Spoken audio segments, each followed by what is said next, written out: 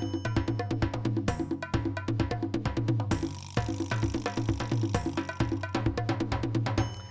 this is Garry Harrington. I'm the director of Rum Village Nature Center in South Bend, and I work at Rum Village Nature Center teaching people about nature and wildlife.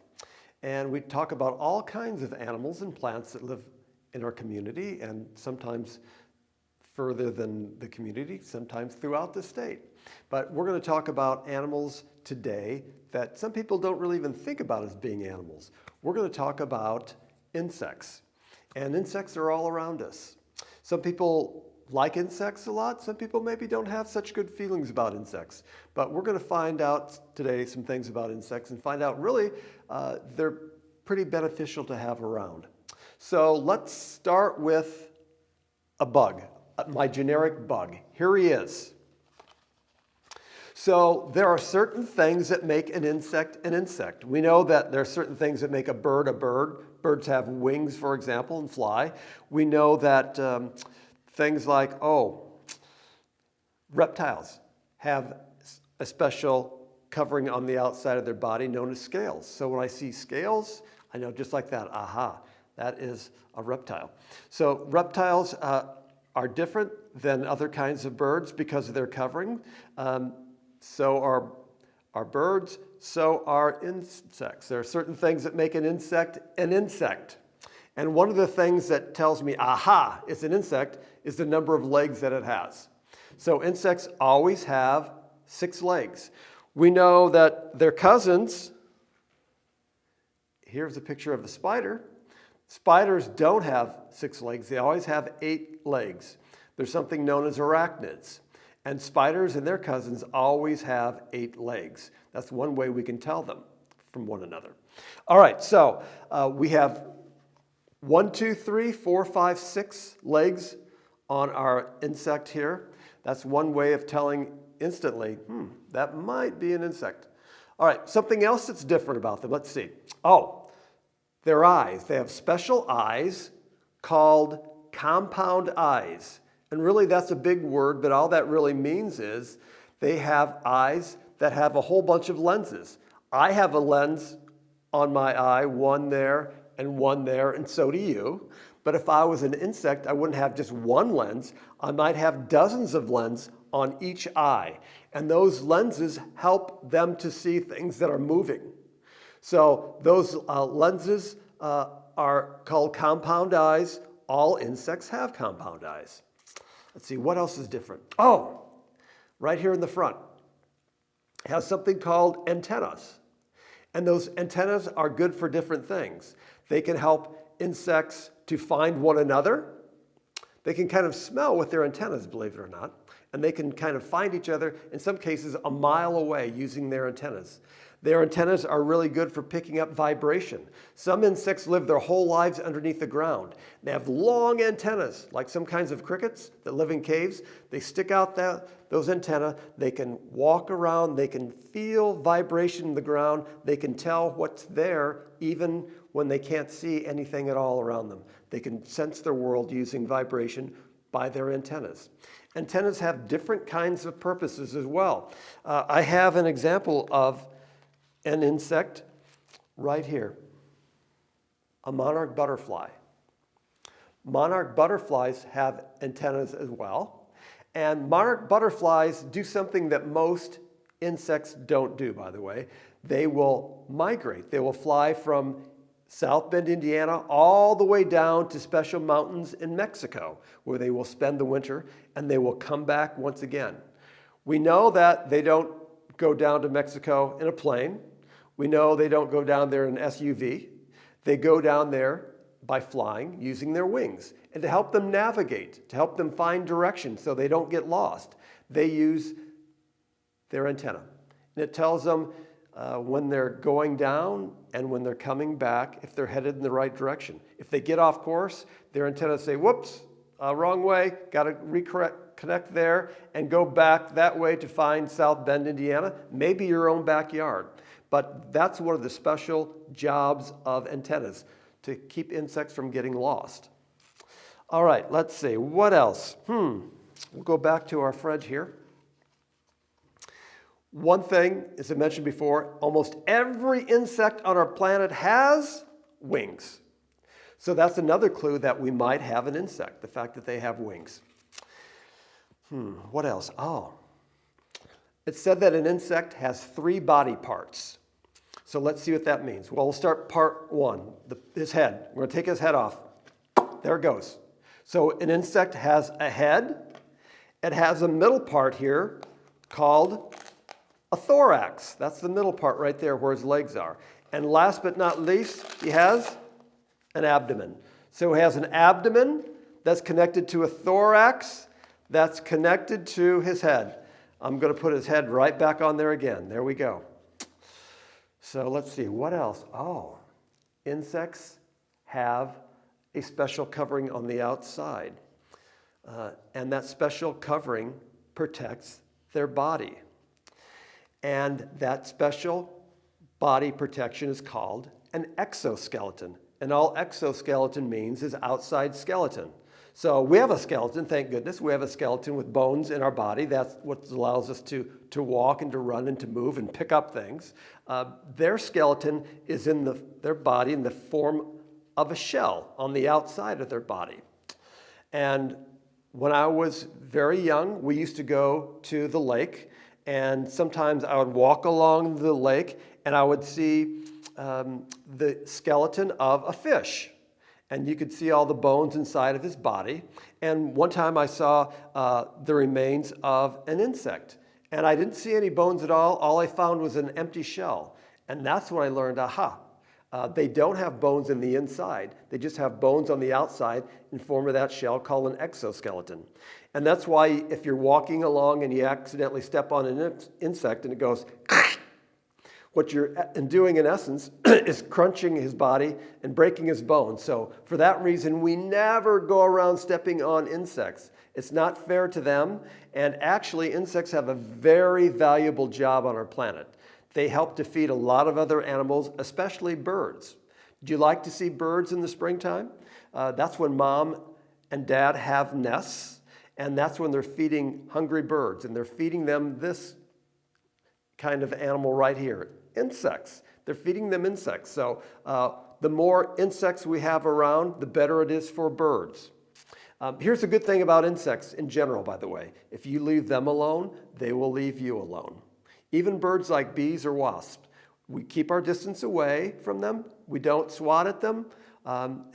We'll be all right as long as we don't mess with them. They won't mess with us. Good thing to keep in mind. All right, next we're going to learn some other things about insects.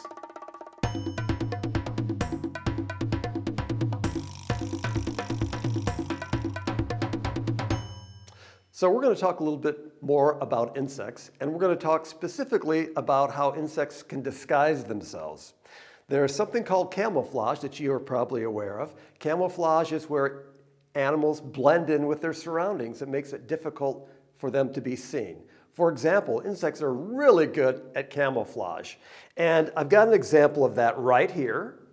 Here is an insect that is camouflaged. And to help you guys out, I'm going to take my finger, I'm going to put it right on the end of his antenna. Can you see him hiding there?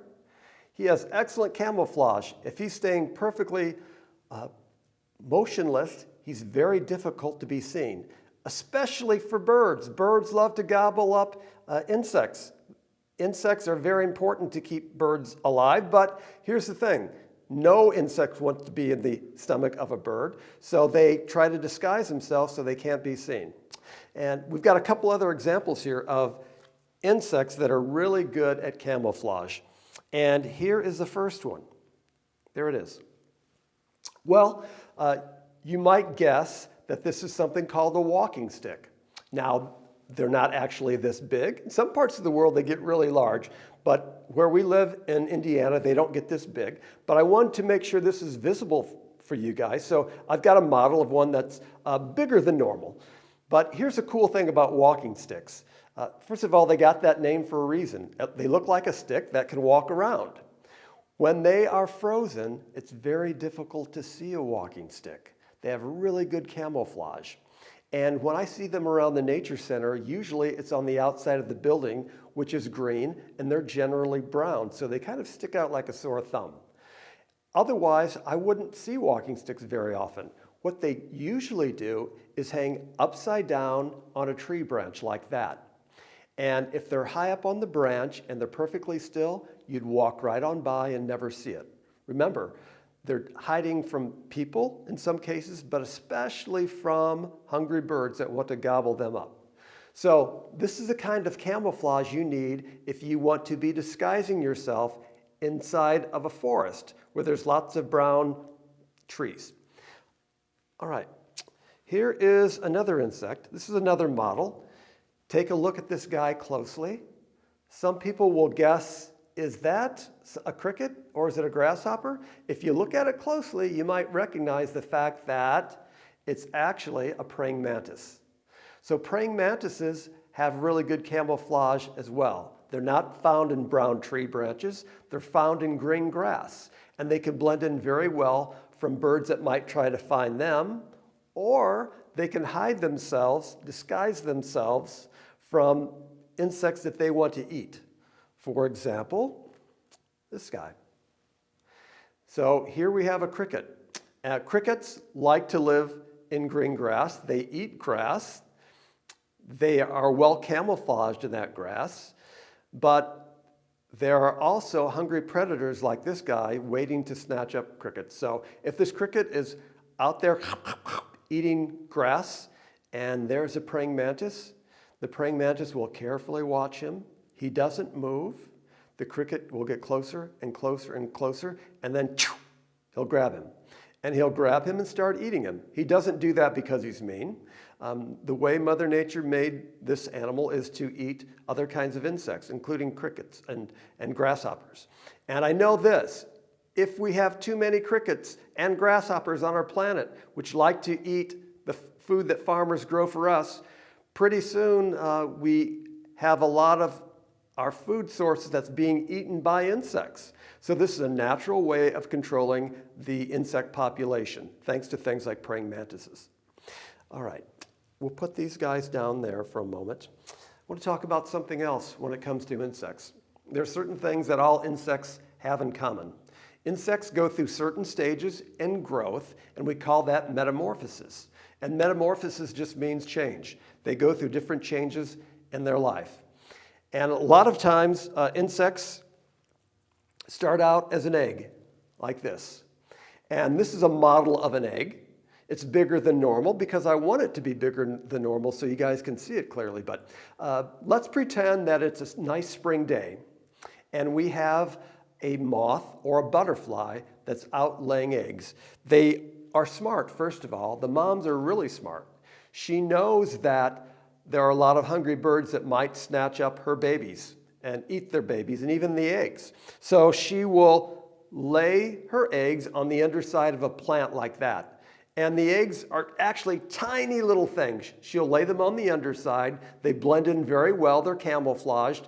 And hopefully birds and other kinds of insects will not be able to find them. So she'll lay her eggs there on the underside.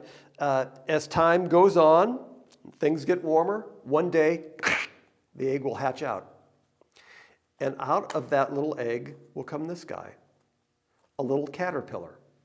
So this is the next stage of its growth. The first stage is the egg. The second stage is actually called the larva stage. And in the case of butterflies and moths, we call this stage the caterpillar stage. So as it grows, it will eat.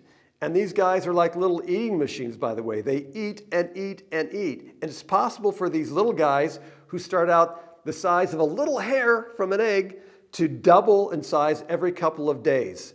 So pretty soon this little guy becomes a great big guy.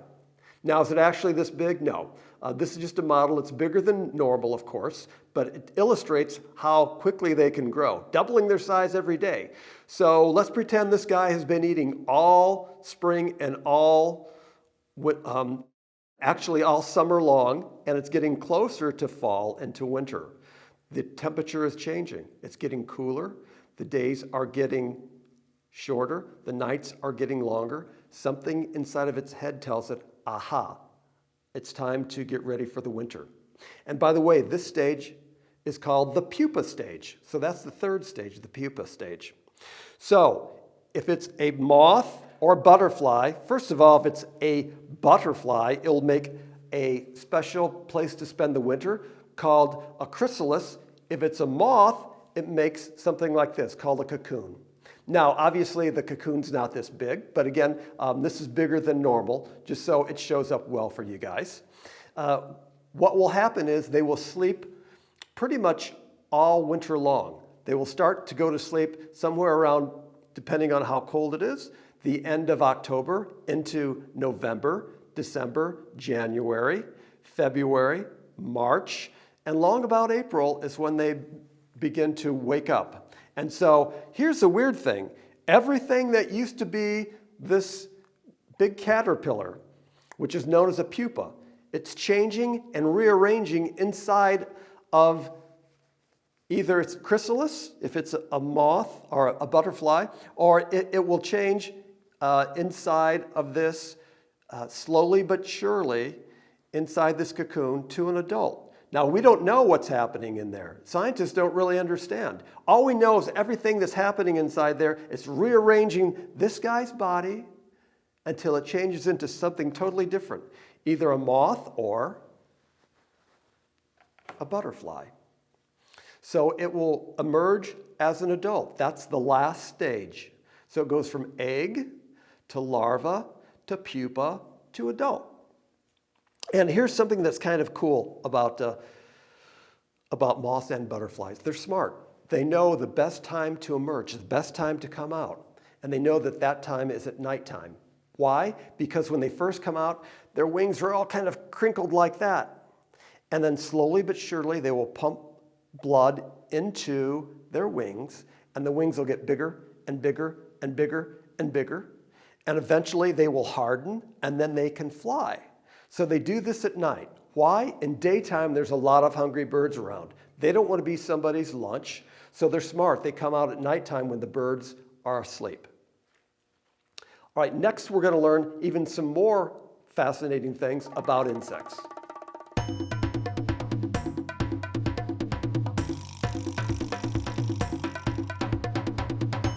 Lastly, we're going to talk a little bit more about insects, and I've got a few other insect things to share with you today. So let's talk about an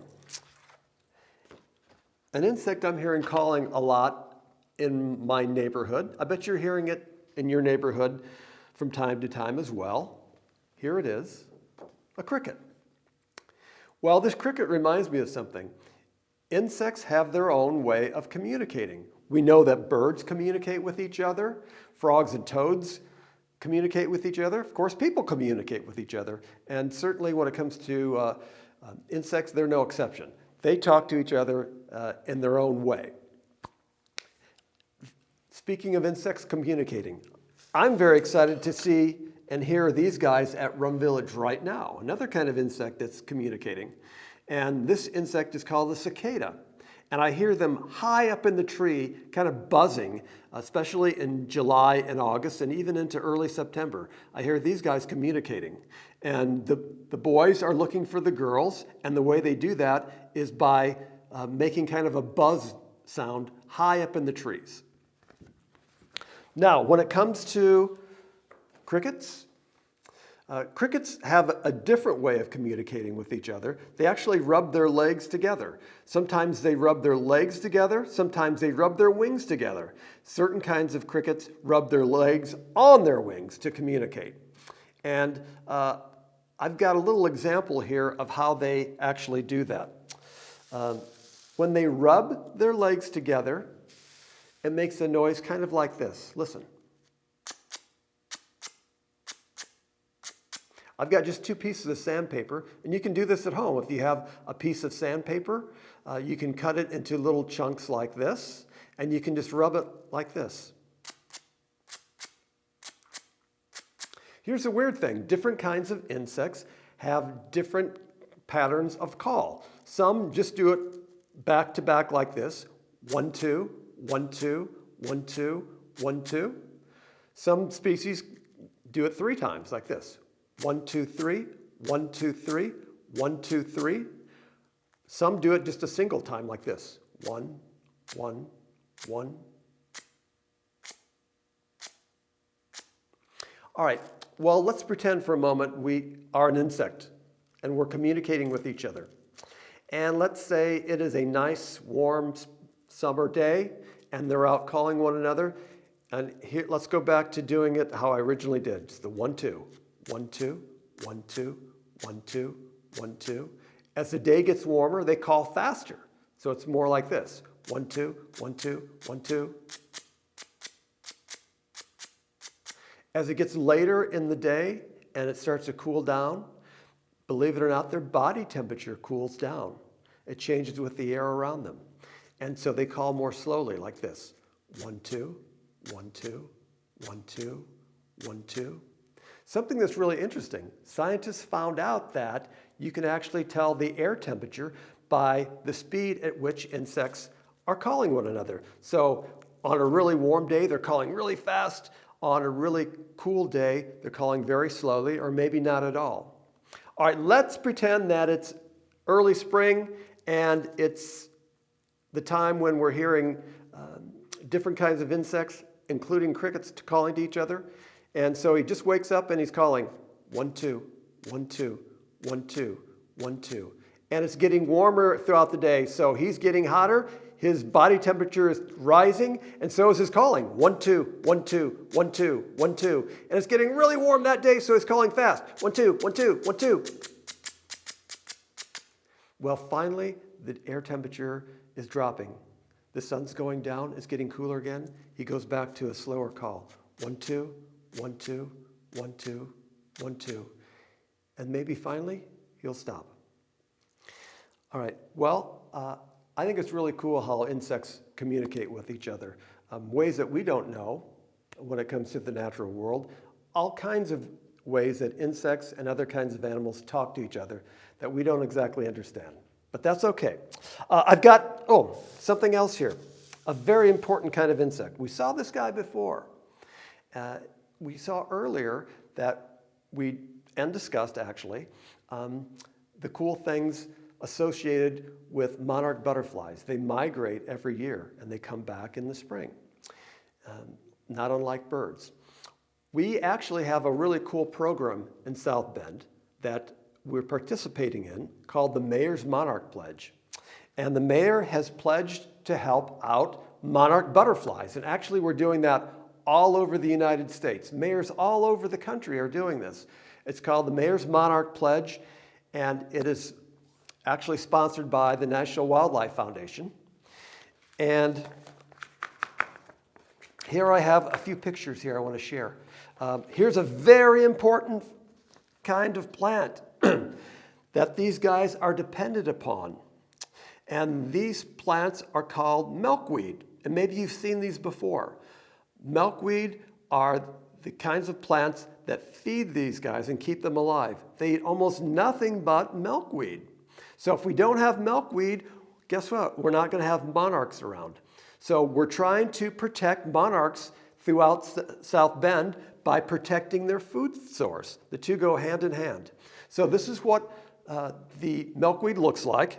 As it gets older and matures, it will get flowers that look like that. Actually kind of a pretty flower. The monarchs will lay eggs, the eggs will hatch, and then we get a caterpillar that looks like that. And it's the caterpillar that feeds on the monarch. It's actually the caterpillar that feeds on the milkweed. And that milkweed is what keeps these guys alive. Thank goodness we have milkweed. We're trying to have more milkweed throughout South Bend. And hopefully we'll have more milkweed throughout the United States, because eventually it will change into this guy. The adult monarch. And so we're having success with seeing more and more milkweeds throughout the South Bend area and throughout St. Joseph County, actually. So hopefully that will help the monarch population to go up, up, up. That's what we need right now. The population was in trouble. That's why they started the Mayor's Monarch camouflage because the population was going down. Now it's going back up again, thanks to the efforts of people all over the United States. All right. Well, sometimes I like to talk about some of the unusual insects that we have. And I'll start with this guy and a little story. In my backyard, I was looking down at the ground and I saw something that looked like this. So it looked like a little hole that had been dug in the ground. That's exactly what it was. I thought, I wonder if that could be an insect that made some kind of a burrow down there. It kind of looked familiar. And so I did a little research and found out, aha, I know exactly what it is. It was this guy hiding in the sand there. And it's something called a doodle bug, also called an antlion, because their favorite food, as you would guess, are ants. So actually, ants are really small, but they're really tough. So if you're going to be eating ants, you've got to be pretty tough yourself, and the doodle bugs actually are. They're found all over this area, and they love to live in very sandy areas. Around South Bend, where we live, there's sand all over the place, lots of sandy soil, so there's actually a lot more doodle bugs or antlions than you would guess. But here's what they do. I have a little model here. So they make their burrow, looks like that. They hide down there in the bottom of it, and they wait for a little ant to walk along, and he goes, phew, and he gets trapped down there, and that's what he eats. They eat ants. They don't do it to be mean, but they do it because that's the way they were made by Mother Nature, to eat ants. So they actually help to control the ant population in that way. And here's an actual picture of one holding on to an ant. There's a doodle bug, or the antlion, and there is the ant.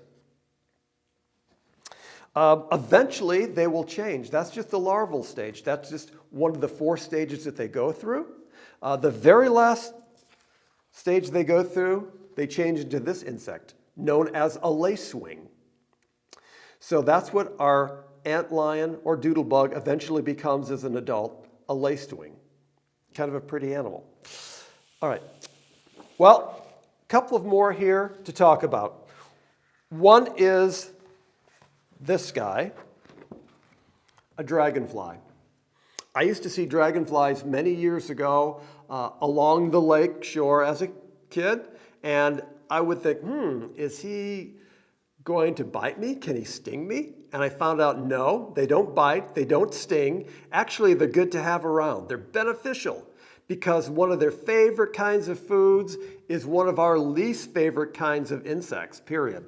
And that is this guy, mosquitoes.